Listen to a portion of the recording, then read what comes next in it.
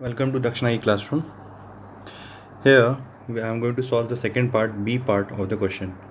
Find out for what integral values of n the number 3 pi is a period of the function of the given function. तो अगर 3 pi period है f(x) function का तो we say f of x plus 3 pi will be equal to f of x. Okay, so इसी equation को हम यहाँ apply करते हैं, सॉल्व करते हैं. तो cos of n times x plus 3 pi into sine of 5 by n times x plus 3 pi is equal to cos nx into sine of 5 by n times x.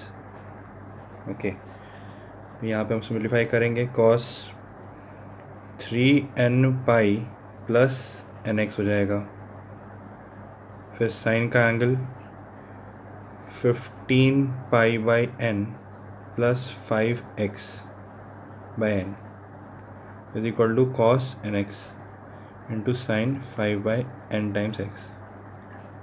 ठीक है, अब यहाँ पे चीज़ क्या है कि हमें cos फंक्शन के बारे में क्या पता है कि cos 2k pi plus theta is equal to cos theta and cos 2k plus 1 pi plus theta is equal to minus cos theta. ठीक है, तो ये दो एंटिटीज़ हैं. अब वो डिपेंड करेगा कि हमारा जो यहाँ पे k है, जो हमारा n है, वो इवन नंबर है या फिर वो ऑड नंबर है. ठीक है, तो हम लोग एक कंबाइंड रिजल्ट लिख सकते हैं. यहाँ पे लिख लेते हैं -1 की power n into cos nx. ठीक है, n इवन होगा तो ऑटोमेटिकली प्लस बन जाएगा और ऑड में माइनस साइन आ जाएगा. ऑलराइट, बाकी हम एज इट इज़ कॉपी कर देते हैं स्टेप cos nx. ठीक है, तो cos nx यहाँ RHS में भी आ रहा है, तो मैं उसको अब नेक्स्ट स्टेप में LHS में ला के cos nx कॉमन ले लेता हूँ. तो I have cos nx common, left is -1 की power n sine of 15 pi by n plus 5x by n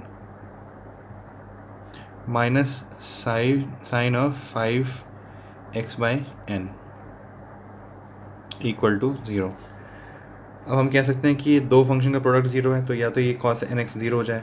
तो अगर cos nx 0 हो जाएगा, ठीक है, तो एक्चुअली cos x हमारे ओरिजिनल फंक्शन में प्रेजेंट था f(x) फंक्शन में, f(x) में एक्सप्रेशन में. तो अगर ये 0 हो गया तो इससे क्या हो जाएगा, ये f(x) भी हमारा 0 हो गया.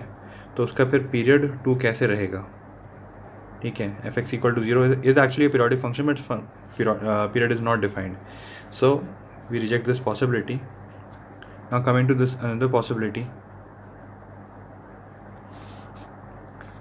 ओके, सो यहाँ पे हम लोगों को एंटिटी लगानी पड़ेगी. एंटिटी हम जो यूज़ करेंगे, एक तो इस वाले फंक्शन में करेंगे साइन a प्लस बी की entity, sine a cos b plus cos a sine b,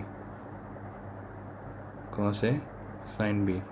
okay, ये बनेगा -1 की power n times sine a 15 pi by n into cos b 5x by n plus, ठीक है, sine A cos B plus cos A sine B. तो cos 15 pi by n into sine 5x by n.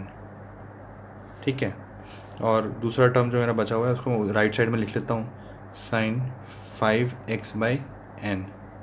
Okay, so हम लोग जब starting में function define किया, मतलब हमने कंडीशन यूज़ की, so this condition is valid for all complete domain of the function for all real numbers. Okay, so यहाँ पे भी ऐसे ही है, तो ये वैलिड हमेशा है.